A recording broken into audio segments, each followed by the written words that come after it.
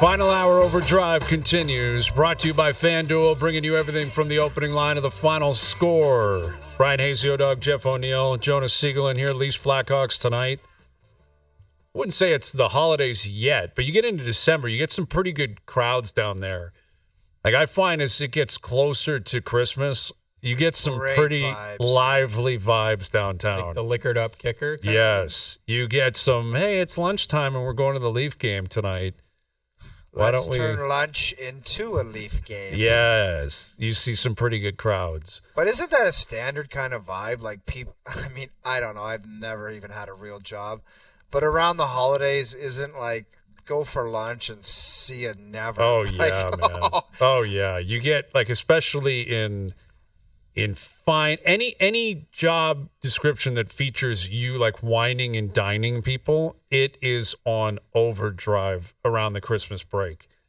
Like, I have buddies who have clients, whatever it happens to be, business, finance, legal, and it's every other day. It's like, yeah, I got Jim there. I got to make sure I get him out. And then on Tuesday, I'm with Tony. And it just is night after night after night. And everything's on the card. Everything's on the company. Whether it be an agent or like business, like where it's like, I got to get you out for lunch. I don't need it. You know what I'm like, Hayes? I'm a little bit weird where I don't, like, it's like the courtesy lunch where it's just a formality. I don't need it. Yeah. You just do a good job, and it's like if you really think that I need to meet you in Carolina or Boston or something for a meal, I don't need to do it, man.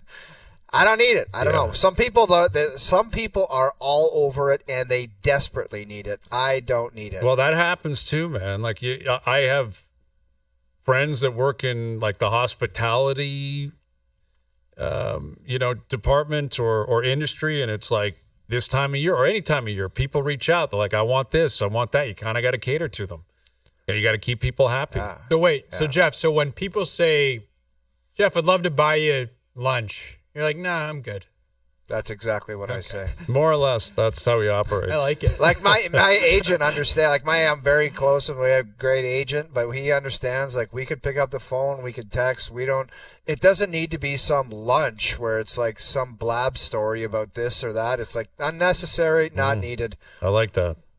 Yeah, just cut to the chase, man. Yeah, it's like what? Cut to the chase. Or you get someone in the service industries where it's like, I got to get you out to lunch, and then they just blab about how good they are doing their job for you. It's like, I didn't need that because you could be full of crap anyway. So what if someone said, I can get you around at Augusta? Well, where are we eating? How much do I have to pay for lunch? You would take anything to get on Augusta.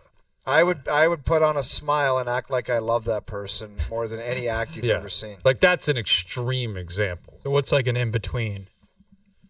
That's it, though. I played Pebble. I played a lot of great ones. That's the only one. There's got to be another one out there, like Pine Valley or something. Someone calls you up. I can get on Pine Valley. You can get on Pine Valley like it's nothing? You can get on Pine Valley? I'm pretty certain, yeah. I think I know how you could get on Pine Valley. We've had this conversation, but it's still not a guarantee.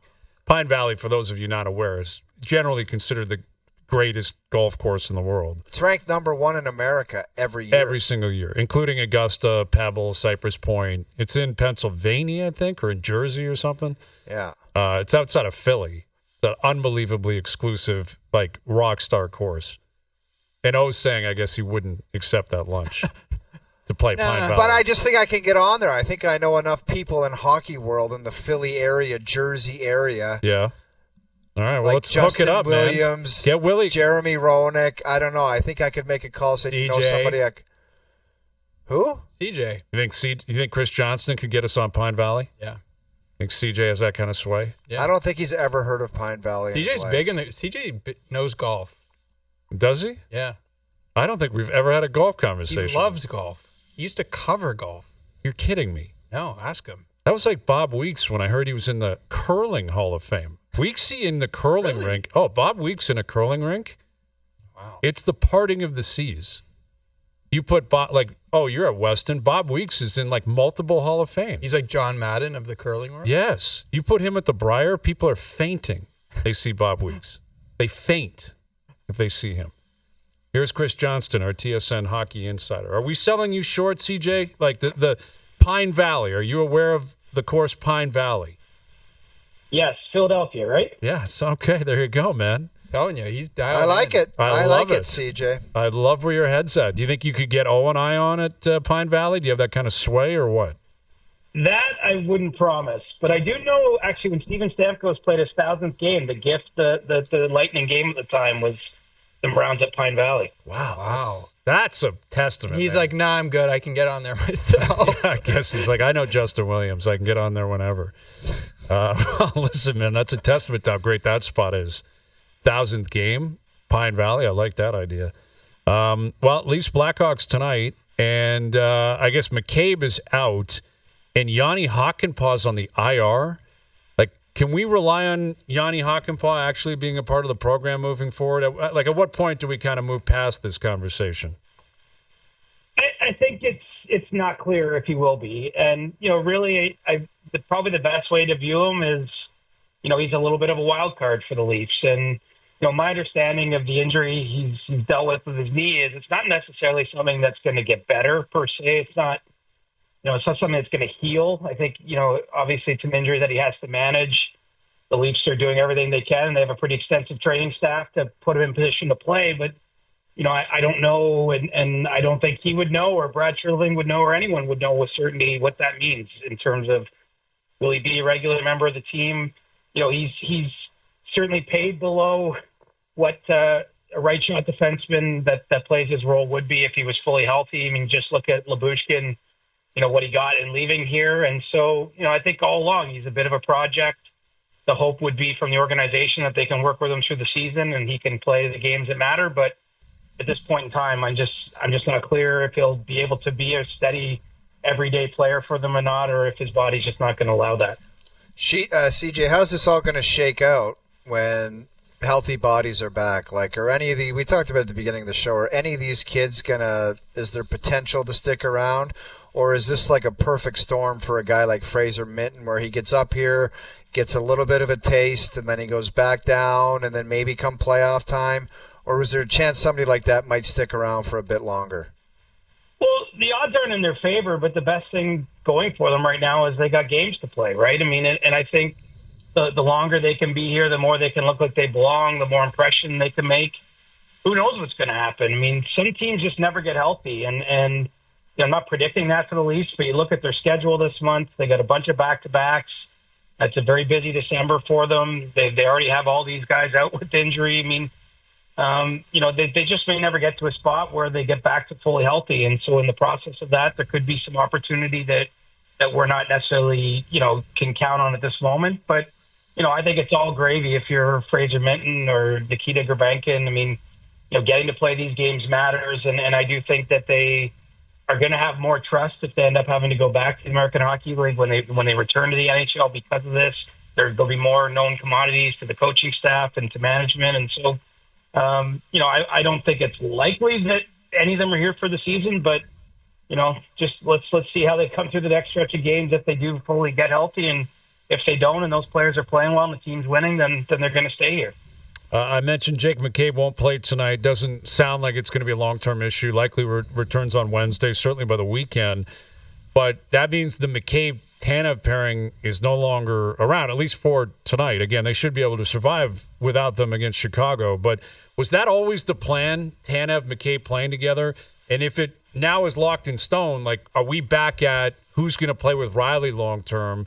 Where that was my belief when Tanev came in, it was like, all right, you have a pair, you have someone to play with Morgan Riley. That was their belief. And now we're 25 games in, and it's like, actually, Mo, you're not that Ekman Larsson has been a poor partner or hasn't fit in well. I think he's played well, but I'm sure Riley was thinking, here we go. I got 4 or 5 years teaming up with Tanev, and it appears as if that ship has already sailed.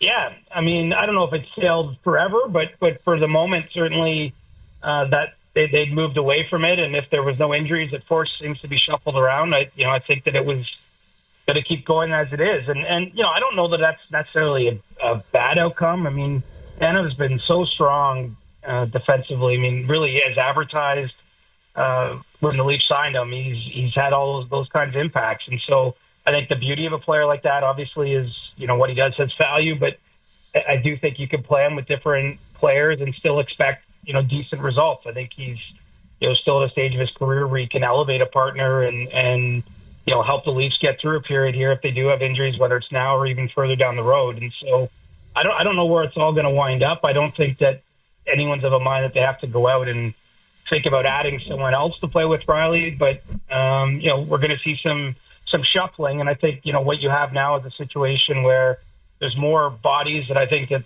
the coaching staff is comfortable shuffling than you had in the past. It's less. There's more different options, I guess, to unlock because of some of those off-season additions they made. CJ, we've been talking about reports of center ice help for the Maple Leafs. Do you have any idea who that type of centerman would be on a team that features Austin Matthews, John Tavares? They don't need one. That's what we agree. Excuse me. Please don't put words in my mouth. This is a professional show. But we were just wondering what type of centerman would they be looking at? Well, it depends who's available, right? I mean, I get why we have this conversation because, fans love trades. I'm not getting around that fact. But the kind of trade we're talking about for the Leafs most likely, unless there is some big injuries, is a trade that's going to be made likely after that Four Nations tournament before 3 p.m. Eastern on March 7th. I mean, it's going to be a deadline type of move. And, we're just not at a stage where we can say comfortably who are you picking between. And the truth is if there isn't maybe a difference maker there, then you have the debate. Is it even worth making that kind of move? Is there another type of player that can be addressed? I think that's the process the Leafs will eventually find themselves in. Right now they can just survey the league, see where things are, but I don't have any reason to believe that they're looking to get a defenseman this week or before the roster freeze kicks in December 20th or anything like that. So it's too soon to say, but they had Austin Matthews and John Tavares a couple years ago, and they still traded for Ryan O'Reilly. Before that deadline. Now that was a different general manager and maybe a different philosophy. But, it's just to say that we've seen it in the past where they've made a significant center move even with those two players. So I think we'll keep talking about this, but right now I can't tell you it's one or two guys or it's got to be this sort of player. I think that more of the season has to play out and just see where the market's at. CJ, you mentioned the Four Nations. Is it Four Nations Faceoff? Faceoff. Four Nations Faceoff, yeah. Correct. I can't get the name right. Are there any surprises that you're kind of like thinking of your mind, like, this might happen that people aren't expecting, like, or do you just think it's going to be kind of like chalk? Like, do you think there's anything that's going to surprise us? Well, it seems like we have some intel, at least, kind of bubbling out. You probably saw that there was a scene at Flyers practice today where it appeared that Travis Konechny and Travis Sanheim were being applauded by their teammates on the ice for making the team. I mean, there's two examples that if we had this talk in September, I don't think that necessarily really either of those names would be on most lists. Sanheim's played a ton of minutes this year and really had a great season last year, so starts to make more sense, when you look at that. Cole Caulfield doesn't sound like he's going to make Team USA, and he's had a pretty good start in Montreal. But, I don't know if it's surprises. I think, with the U.S. and Canada in particular, especially at forward, I think that both countries probably had a pool of, 20 forwards that they're cutting down to 13, and there's going to be some names and some players that won't be involved. And that's probably, we always rush to say who are the snubs. That's probably where a lot of the snub, columns are going to come out of that people write, on Wednesday. But, I don't know that there's a ton of surprises. Honestly, with Canada, I still don't know who the third goaltender is. It feels like you need a dartboard to figure that one out. Mm-hmm. Well, Cam Talbot just got hurt too, right? Well, I mean, I'm assuming you're saying Binnington and Aiden Hill are locks or close to it. Like that appears to be what most people are leaning towards. And then that's you're right. What LeBrun reported. So I'm putting faith in my partner there because I don't know that independent of him. But yeah, and then it could be Cam Talbot, it could be Logan Thompson, it could be Darcy Kemper, it could be Flower, it could be Montembeault. There's a number of guys. None of them necessarily scream confidence at this point, but someone's going to be the third goaltender. And I read that too out of Philly. I'm curious how the league is going to respond to that. Like, what is the point of waiting until Wednesday if Torts is out there announcing the team on Monday, and the guys are celebrating and seemingly giving off the news that this list, Hayes, is going to be out tomorrow. Like, someone's going to have the whole list tomorrow. You think so? I do. Well, I mean, then it's Yeah, I mean, possibly. I guarantee it won't be a league partner that will announce it. Like, it won't be someone from the TV networks that are running this operation. Well, do you remember the Seattle Kraken expansion draft where our buddy Frank came with the Heat and named the whole team before it even got out there? That's probably happening tomorrow. I think that probably could happen, but yeah. Yeah, I mean, this is an inside sort of the journalism side or the media side of things, but it's not ideal to have the list get submitted today and then not announce it till Wednesday. I mean, right. That's just a lot of people that are going to know, and it's all being done that way to try to have the TV networks that pay for the national rights to announce the teams. But I'm with I think a lot of the names will be out there by the time we get to Wednesday. Well, and if you're a player that didn't make it, what's stopping you from just telling people I didn't make the team? Like, I've been told. It's not like news you want to share. No, I know, but you might be a little bit bent out of shape. And also, like, what do I care about Canada in this event or the Americans? But they might ask you to be, like, on standby. Okay, but is that what you're hoping for? I mean, I could see some cynical people out there. Some players being like, screw it, man. I'm just going to tell my local media. I got the nod that I'm not on the team. I'm not happy about it. Done. I'm going to tomorrow at practice. Cole Caulfield, man, that's like a game over USA type thing. You don't have him on the team, he'd be like, screw you, man. He's had a good year. Good start statistically. Anyway, putting up points. Forwards. On the States? Yeah. Yeah. No, for sure. I mean, that's the same thing with Canada. There's going to be really good players that don't make it. Guys who are putting up really good numbers that just are not going to be on the team. Yeah, like Mark Scheifele could be on the bubble, I think. I could see it going either way for him, and he's had a great start. The Jets, obviously won a lot of games early in the year, but, the debate comes down to, do you like what he does? He's a pretty offensive-minded player, or would you rather have a Sam Bennett or someone that brings some other elements to the table? And Scheifele, I could see getting squeezed out. Yeah, for sure. With Chris Johnston. What did you see out of Austin Matthews on Saturday night that would lead you to believe he's either back at 100% or not back at 100%? I mean, the fact he played 20-plus minutes, things went pretty well when he was on the ice. That was good news. I mean, I thought just watching his game, there was some of what, I guess, rust or whatever we want to call it, you'd expect after that kind of layoff. But, even Austin at less than 100%, or Austin working his way back into form is an improvement over anyone else you'd be playing in that position for the Leafs. But, I think it's going to take him some time. And he sort of acknowledged this. If there's a good news is you've seen him do it before. There's a path here for him to come back and become one of the dominant players in the league, which is what he's been at his best for a number of seasons now in the NHL. But to take that much time off in November is going to be, I think it'll be a steep learning curve, and this is a tough week. I mean, with the Leafs schedule tonight, Wednesday, Friday, Saturday, he's jumping back onto a moving treadmill right now. Yeah, he sure is. And the goaltending scenario, Woll's played really well. And Stollard says, too, like he had one game in Florida where he didn't love his game, but other than that, the guy's been basically perfect. I mean, I don't think if you're Brad Treliving and company, you could expect anything better than what you've had in terms of your goaltending tandem.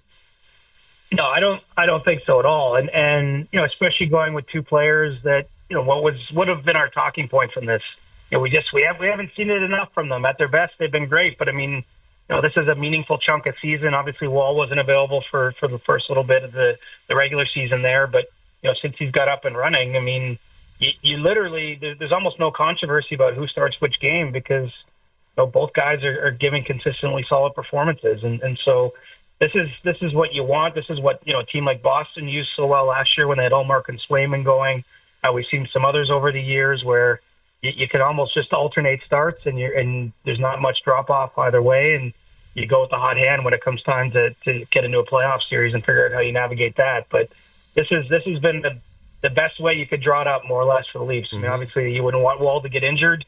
And that caused some alarm bells in the first week or two of the season. But since that point, I mean, this is a strength of the team, frankly. And if anything, we're talking about how do they get the offense going more consistently because defensively and in net, it's been pretty strong for Toronto so far. Yeah, it sure has. All right, Leafs Blackhawks tonight. Enjoy it, CJ. We'll do it next week. All right, let's talk some golf next week. Yes, mix in a little golf chatter. I love it, man. We got the Hero coming up this weekend too, right? Tiger's speaking to the media, I think, tomorrow. But he's not playing. I'm still a Tiger fan from back in the day. So yeah, it's disappointing. Love to see him out there playing. We'll see him at one point. Whenever he comes back, he's going to tell the whole world he can win. He can win, CJ. So be prepared for that. I'm here to win. I wouldn't tee it up if not. I wouldn't be here if I didn't think I could win.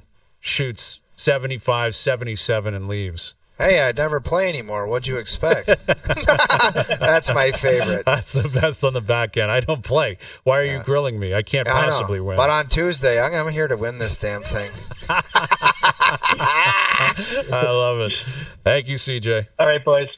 Chris Johnston joining us here on the Maple Toyota Hotline. Check out Maple Toyota's huge truck and SUV lineup, including Tundra, 4Runner, Highlander, and Grand Highlander in stock and ready to deliver. Visit mapletoyota.com. Some whispers online. Your boy Tony Finau is hopping over to Live Golf. Yeah, he withdrew. That's the big sign you're going to Live as you withdraw from Tiger's tournament. Yeah. You can't go kiss the ring and then pull the shoot like 2 weeks later, man. Can't do it. I think Rombo did the same thing. He withdrew a couple times, and it's like, it's coming. Yep. Well, and Finau and Rom are boys, and I think they both live in Scottsdale. And yeah, I think there's a few guys that are expiring, like guys like Pat Perez and some other guys on Live that's slowly like they're Liv's going to say, we just don't want you playing golf out here anymore. Right. Take your money and get lost. Yeah. And I think they're expanding the amount of teams they're going to have. It sounds like Finau might have his own team, so he's going to have to add a couple guys. There'll be more. There's more coming because I think there's a kumbaya coming in golf. I think a lot of guys on the tour are like, I'll jump over there, make a quick $50 million or whatever, then come back in 2 years. Yeah. Like, I think it's understood. The tour is just going to let them back in. Like, Liv and the Saudis, they're not going anywhere. So this is just the way it's going to be. I just hope there's not like another big amount of players that like. I'm not going to lie. I'm going to watch the Pebble Beach or whatever tournament on Sunday to see who's coming down the stretch. But the bigger the names, obviously, the more. Yeah, and Finau's a pretty big name. He's a fun guy to play. I like to watch, but he's not like an A-list superstar, but he's a good player and a big name. Yeah, he's not a needle mover, but he's one of those guys where you're like, Finau, this could be interesting. Yeah, he's in the hunt. Oh, remember at St. George's when it was the final group was McIlroy, Thomas, and Finau on Sunday at the Canadian Open. Yeah. A few years ago. That was a great final group. And Finau played well and kept up with those two.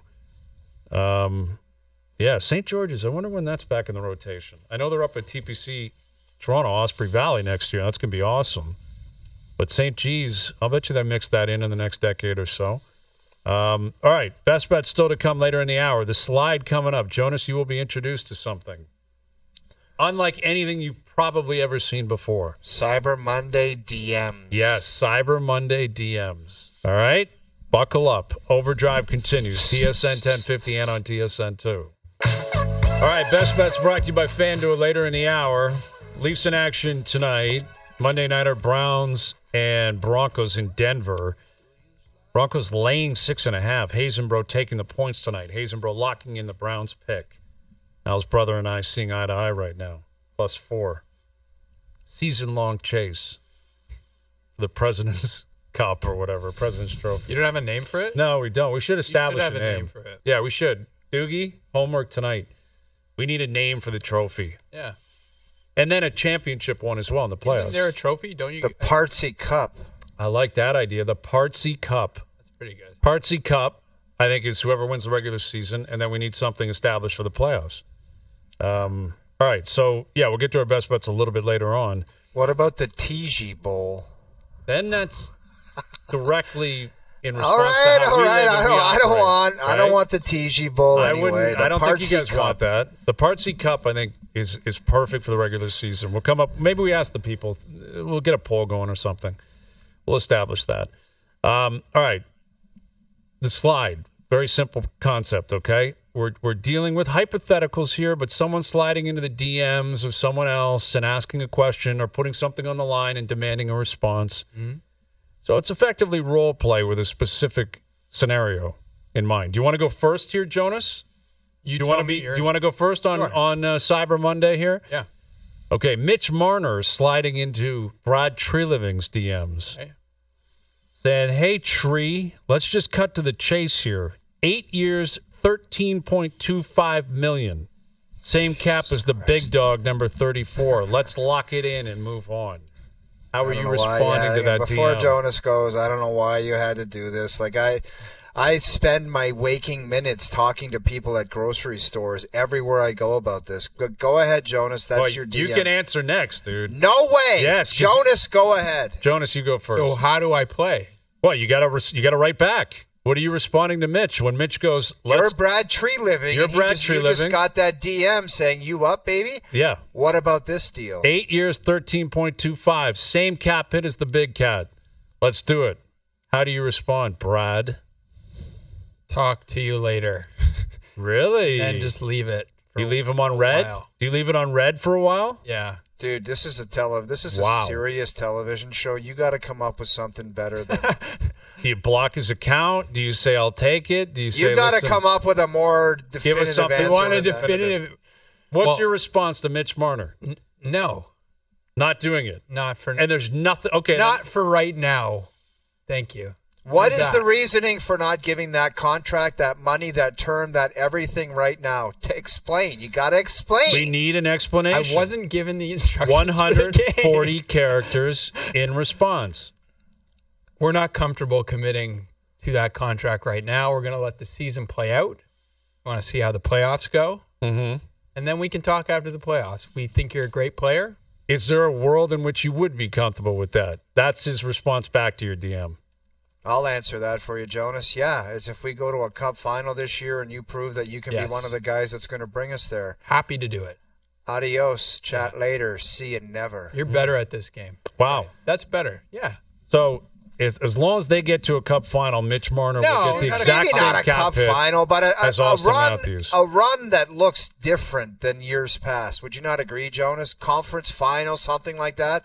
Something where you're like, oh, maybe they got it, and if they just could do this better, I don't know. But it's got to look something completely different in my eyes. Jonas, agree or disagree? I agree, but I've been thinking about this a lot. The one thing I've been kind of coming around to is if you sign him, that number seems pretty high. Well, it's Austin's number. That's why it's specifically being used. But $13.25 million. Even if it's 12, right? I still would probably be like, no, I'm going to wait.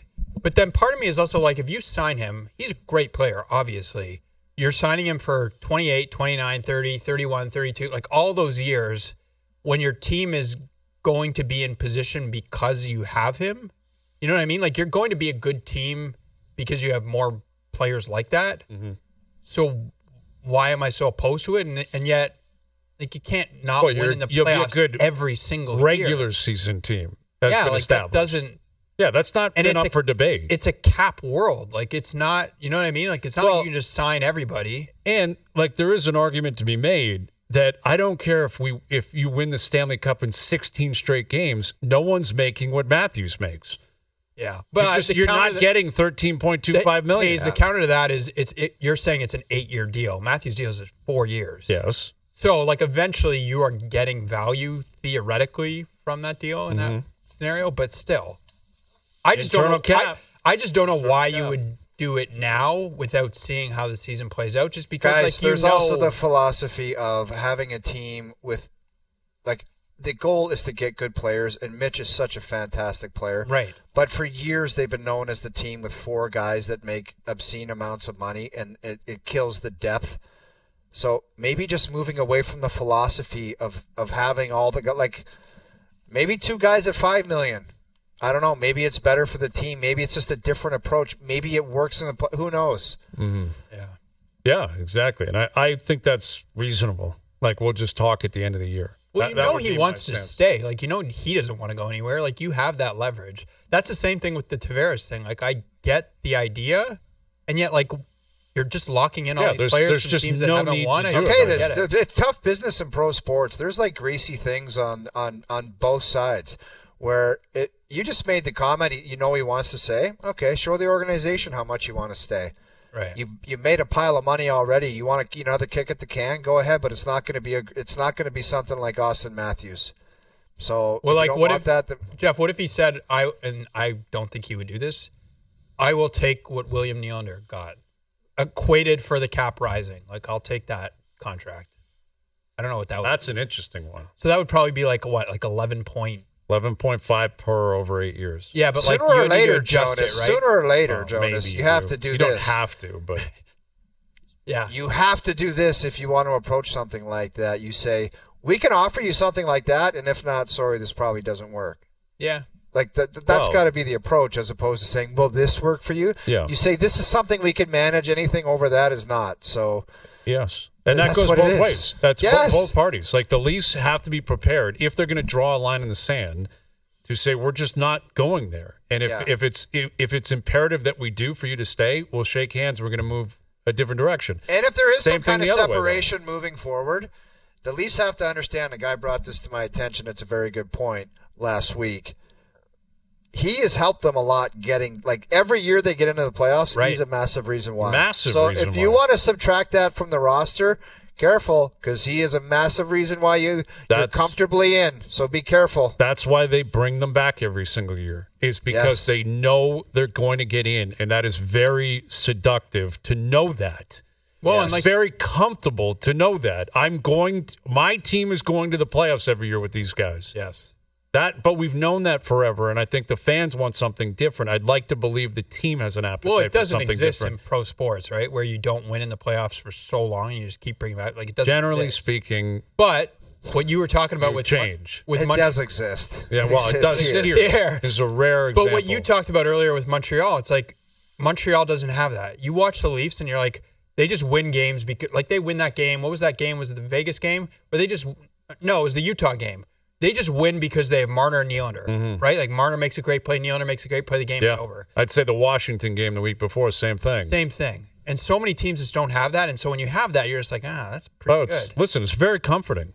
Very, very comforting. But Yeah, that's you the can have question. you can have structure and defensive zone and TANF guys and have all that, but at the end of the day, you need the guy to make the play. Yes, for the most part. And these guys are capable of doing it, and they do it. They're not just capable; they do it. Yes, they do. And they do it a lot. consistently. And they're rock star players, and they're great players.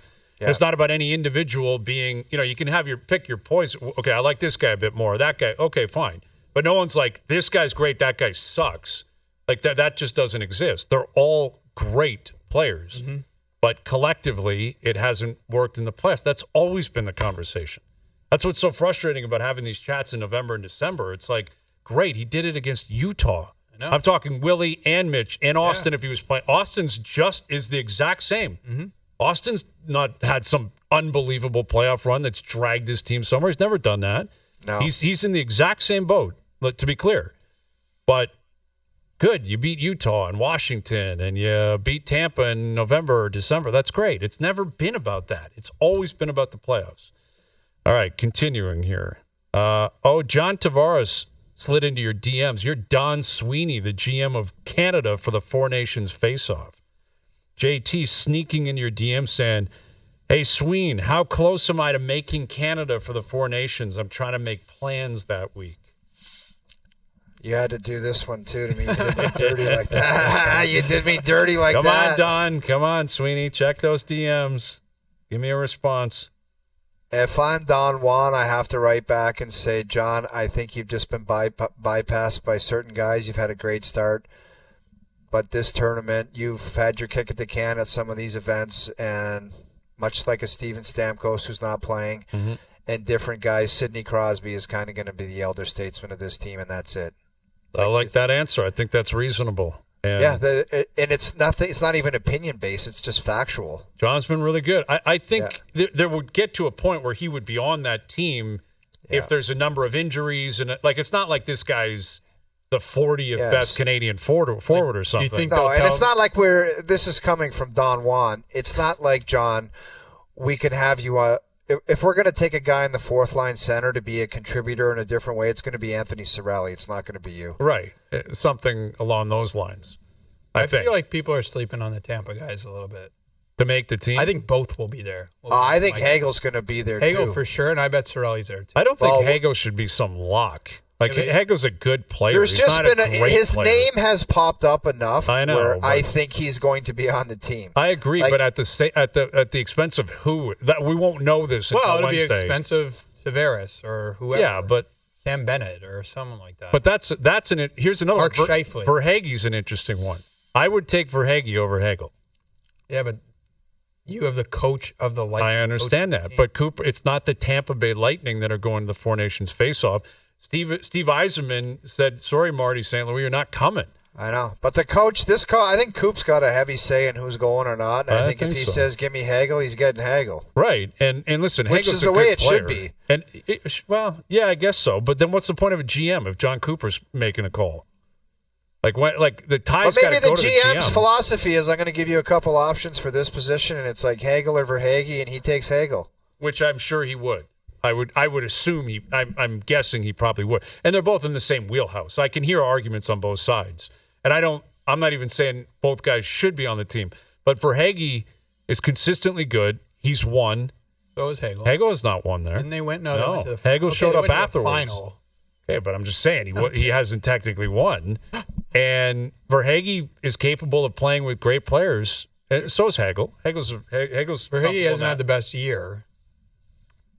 Yeah. I mean, he scores 40 like most years. And okay.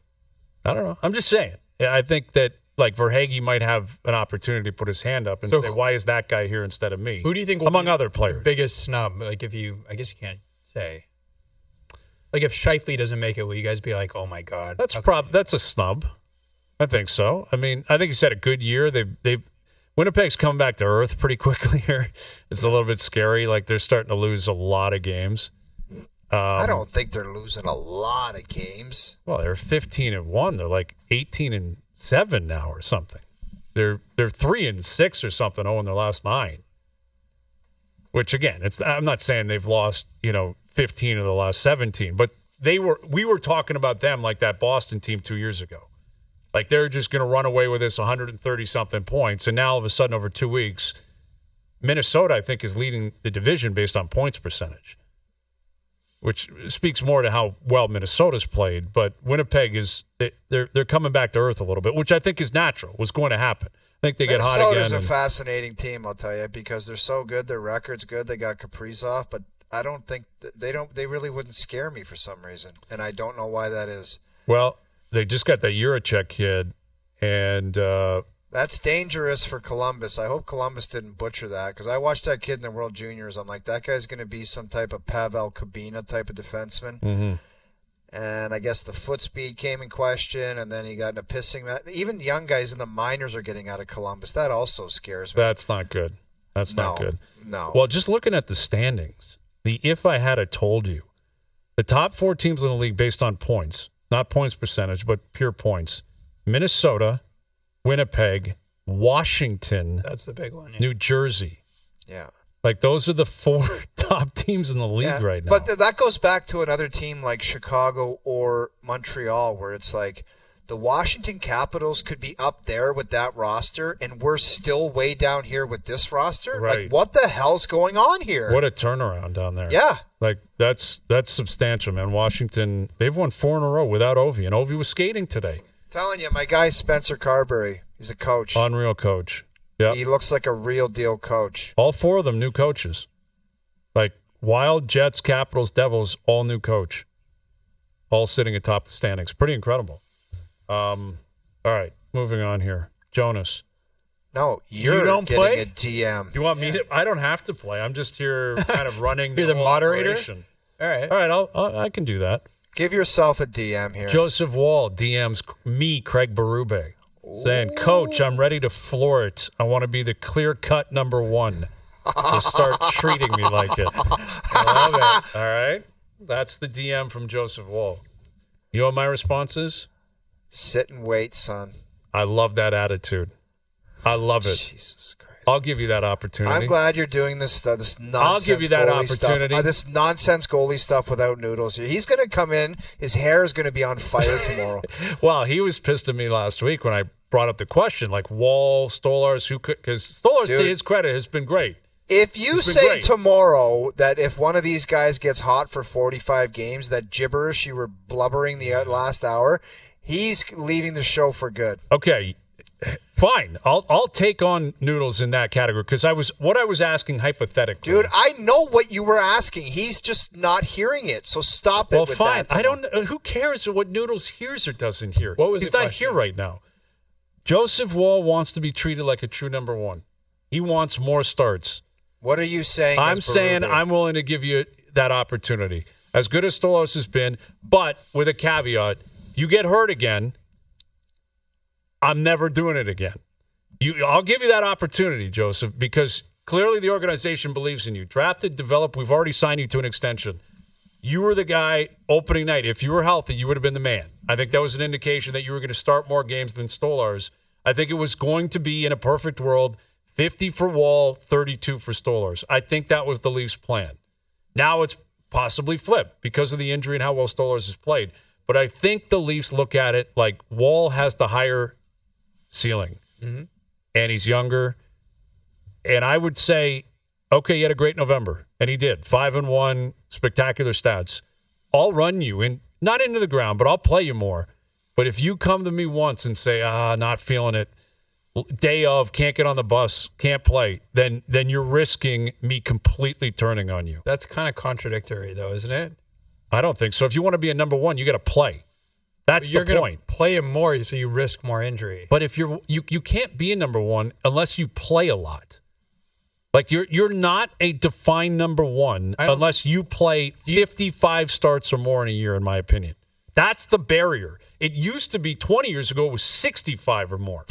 Yeah, dude. But if you cannot be a standalone, I'm the man, number one, look at me, if you start 44 games. So what you're saying is this week, instead of this, they're going to go back and forth. This would be a week of number ones. Week. So you would start him today. Woll tonight, Woll Wednesday, Woll Friday. Woo-hoo.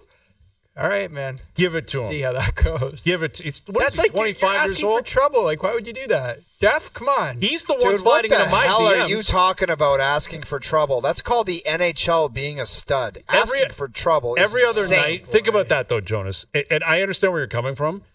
Asking a guy to play 3 home games every other night is asking for trouble. What does that say about modern goaltending and the way you feel about Joseph Woll? Analytical weasel approach. No, that's what it is. That's common sense, man. Why are you asking for trouble if a guy... His career highs for starts is 23. How many for Stolarz' career high? 24. Exactly. So it goes both ways. You just rotate. It goes both ways. I think you're crazy. Jonas. I think that's the wimpiest Monday, thing that's Wednesday, ever been said Friday, on the show. At home. Asking you don't have to travel. Don't ask for trouble like that. You can't. I like put when we disagree. This is fun. But you can't see playing a guy 3 games in 5 nights at Not home. A guy with that history. Like, I just don't see what's the. Dude, when is sometimes it you gotta throw the chains in the river and move on, man. Like that's not worth it. Is he ever going to break that? Or is Joseph Woll, let's say he plays in the league for 15 years, he can never play more than a certain amount of games. 40 games this Jonas, year. let me just throw this little nugget at you. Right. Yeah, all right. The playoffs are every other night. I realize that. And do you remember what happened last year? Yes. Okay, so is this guy never going it. to be ready to play in the playoffs? That's the idea, isn't it? But you're basically being like, let's floor it. And I'm saying, like, let's get the guy 40 starts before you, like, start giving him 60. Okay, but do you not agree that sooner or later, if he wants to kind of sack up and be that guy, like getting ready for the playoffs is mandatory? That's every other night. Every other night. I know what you're for saying. 2 months. Yes. By then, it better be established you can do it. Will it? I don't know. Not if he can't play 3 games in 5 nights without travel. I just don't see that, like, why. Because he wants to be the number one. He's sliding into my DMs. We're playing a game here, Jonas. I'm answering the question. I love that attitude. What is Jonas' phrase that he used regarding the 3 games in 5 nights? That's You're asking for trouble. 3 games, 5 nights, all at home. My response would be, bro, listen, I appreciate your ambition. Dude, we have 2 goalies. Say, bro, you never. I don't say ever. I know. Properly. You can't do I don't say because I don't say that. I would say I got another guy here. We got 2 guys. It's a long season. You've never played that many games. Okay. We're taking it slow. In other words, I think you're soft as butter. You can't play. You're going to break down. No, I don't care it's that a long season. Okay. All right. All good. Well, I think the next time we play the slide, we have to pick the 3 emojis before we give our answer. I like that. I have more here. We'll get to them later in the week. I got more slides. All right. Okay. Take a break and give me one more. All right. One more with a best bets on top. Overdrive continues. TSN 1050 and on TSN 2. All right, today's Best Bets powered by FanDuel. Make your picks and assemble a same-game parlay in seconds on the FanDuel Sportsbook app. Taking the points tonight, Browns plus 6.5. Cortland Sutton has been unreal for the Broncos. I think he goes over 68.5 tonight, over 5.5 receptions. I think Bo Nix will be under pressure. He's going to be looking for his A guy. That is Sutton right now. I think he hits him a lot. Jerry Jeudy's been pretty good, too, connecting a lot lately and recently with Jameis Winston. So I'm on the over when it comes to Jeudy total receptions as well tonight. That parlay paying plus 583. Today's Best Bets are powered by FanDuel. FanDuel is the home for popular parlays this NHL season and NFL season. Please play responsibly. 19 plus, physically located in Ontario. Me butchering that read may have cost us the opportunity at one last slide into the DMs. That's all right. Disappointing. All right. What's our new line from Jonas again? Don't be crazy. No, you're playing with fire or asking for trouble. Asking for trouble. Asking for trouble. That might be the craziest thing I've ever heard doing this show, man. Yeah. You're asking for trouble if a guy wants to take the reins. 3 games, 5 nights, no travel. Can't do it. Asking for trouble. Can't do it. And listen, it won't happen because Stolars is playing tonight, and I would guess Woll will play on Wednesday, and they're going to split clearly on Friday and Saturday. So maybe it's one of them plays the first 2 games. Whoever has the best game plays the Friday. I guess we'll see. I think that's a good way of probably creating some competition. All right. Leaf game tonight, Monday nighter tonight. It's going to be a fun one. Noodles back tomorrow. A Leaf winning the Vezina at 4 p.m. tomorrow. Dude, don't do it to me, man. We'll see I'm not just doing it. Hypotheticals. These are hypotheticals. Noodles has a chance to respond. And tell Doogie to delete the comments about Vasilevsky giving up a lot of goals. Those never happened. Those never happened. We did not speak ill of Andre Vasilevsky as long as Noodles is concerned. Thanks to everyone behind the scenes for helping out. We appreciate it. Everyone for tuning in. TV, radio, podcast, web. We appreciate that as well. We're out of here. Enjoy your evenings. Enjoy the games tonight. We're back tomorrow at... You're asking for trouble. 4 p.m. We'll chat then.